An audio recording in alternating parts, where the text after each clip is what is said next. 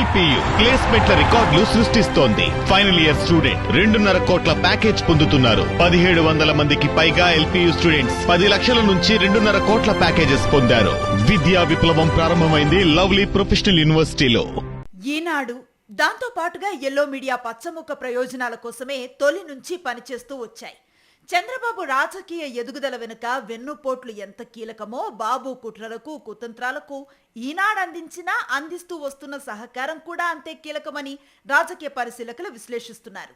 1990లో మరి చెన్నారెడ్డిని సీఎం పదవి నుంచి దించేదాకా ఈనాడు పత్రిక నిద్రపోలేదు. వైఎస్ఆర్ మీద ఈనాడు కక్కిన విషయం అంతా ఇంతా కాదు.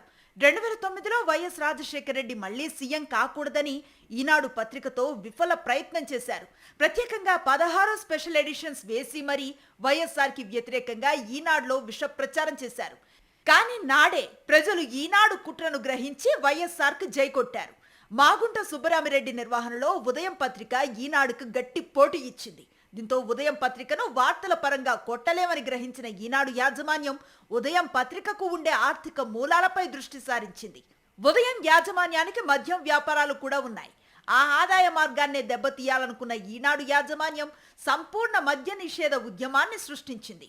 94 ఎన్నికల్లో గెలిచిన ఎన్టీఆర్ చేత మద్యపాన నిషేధం అమలు చేయించారు.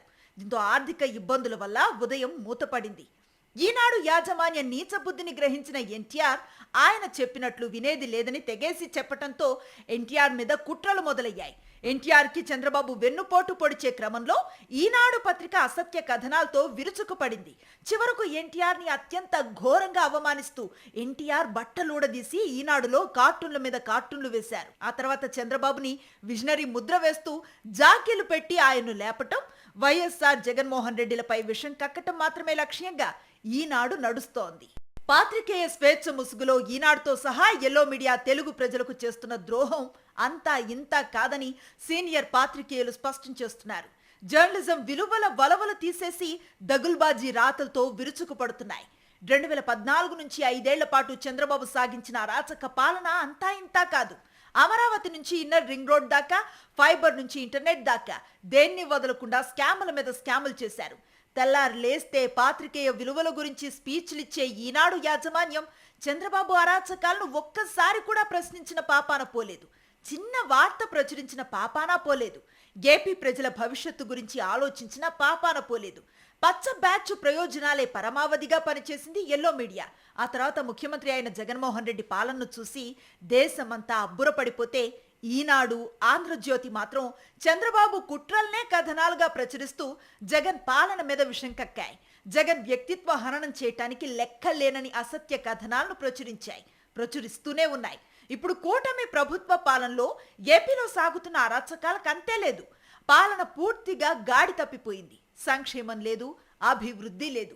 1,50,000 కోట్లకు పైగా చేసిన అప్పులు ఎక్కడ ఖర్చు పెట్టారు, ఏం చేశారు ఎవ్వరికీ తెలీదు.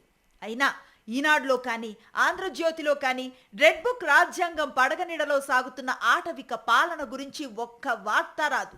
విచిత్రంగా ప్రతిపక్ష నేత వైఎస్ జగన్మోహన్ రెడ్డి మీద మాత్రం నిత్యం విషం కక్కుతూ కుట్రపూరిత కథనాలతో తమ పత్రికలను నింపేస్తున్నారు కిరణ్, రాధాకృష్ణ.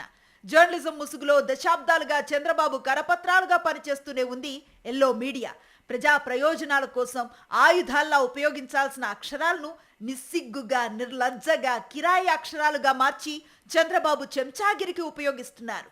4వ స్తంభం ముసుగులో నంగనాచి వేషాలు వేస్తున్నారు.